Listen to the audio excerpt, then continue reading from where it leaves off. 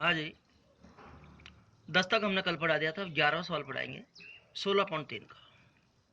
एक शंकु के आकार के बर्तन की त्रिज्या 10 सेमी और ऊंचाई 18 सेमी है। यह पानी से पूरा भरा हुआ है। इसे 5 सेमी त्रिज्या के बेलनाकार बर्तन में उडेला जाता है। बेलनाकार बर्तन में पानी के तल की ऊंचाई है। एक शंकु में पानी भरा है, तो पहले हम शंकु का आयतन निकालें। त्रिज्या दे रखी है 10 सेमी और ऊंचाई दे रखी है 18 सेमी। शंकु में आने वाले पानी का आयतन, जो शंकु का आयतन होगा वही शंकु में आने वाले पानी का आयतन होगा। 1/3 पाई आर स्क्वायर एच। 1/3 लिखा, गुणा पाई का मान 22/7, आर स्क्वायर का मतलब त्रिज्या को 2 बार गुणा, और एच का मतलब 18। 3 से 18 काट दिया 6 बार। 6 गुणा 22 के 132 आया। 132 को हमने 10 गुणा 100 से गुणा किया, 132 डबल 0 आ गया। अब ये शंकु में आने वाले पानी का आयतन आ गया। अब इस पानी को एक बेलनाकार बर्तन है उसमें डाला जा रहा है, तो शंकु का सारा पानी बेलन में गया, तो जितना शंकु में आने वाले पानी का आयतन होगा उतना ही आयतन बेलनाकार बर्तन में आने वाले पानी का आयतन होगा। अब बेलन की त्रिज्या दे रखी है, ऊंचाई पूछ रहा है, तो त्रिज्या दे रखी है 5 सेमी और ऊंचाई पूछ रहा है। बेलन का आयतन दे दे, ऊंचाई पूछे तो हमारा सूत्र है आयतन बटे में पाई आर स्क्वायर।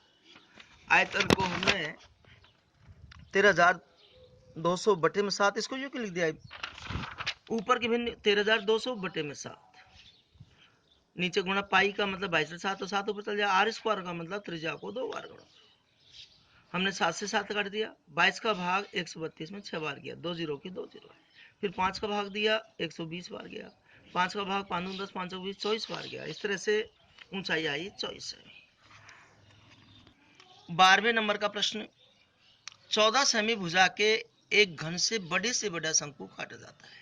शंकु आयतन होता है, एक घन उससे शंकु काट रहा है और घन की भुजा 14 सेमी दे रखी।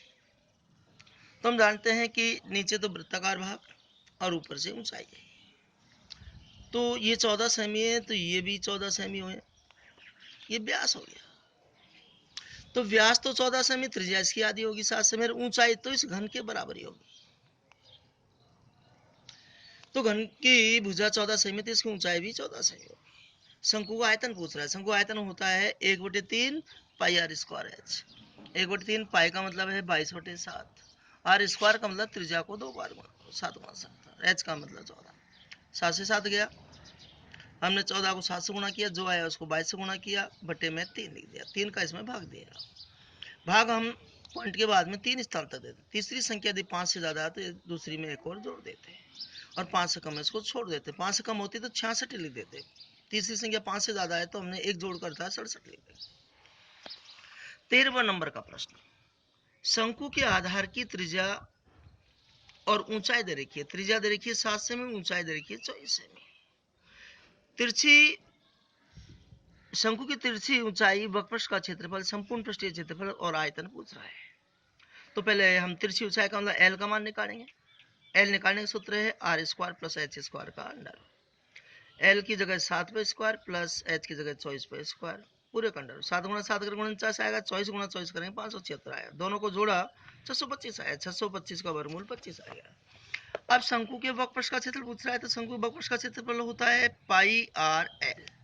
पाई का मान 22/7, आर का मान 7 और एल का मान 25। 7 से 7 गया, 25 से इसको गुणा कर दिया, ये आंसर आ गया।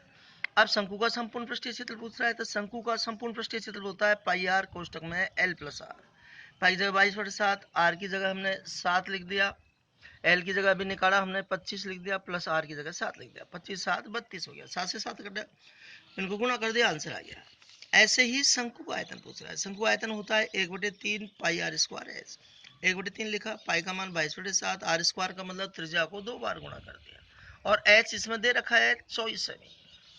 7 से 7 कट गया, 3 का भाग 24 में 8 बार, 8 को 7 से गुणा किया 56, 56 को 22 से गुणा किया 1232, घन सेमी आ गया।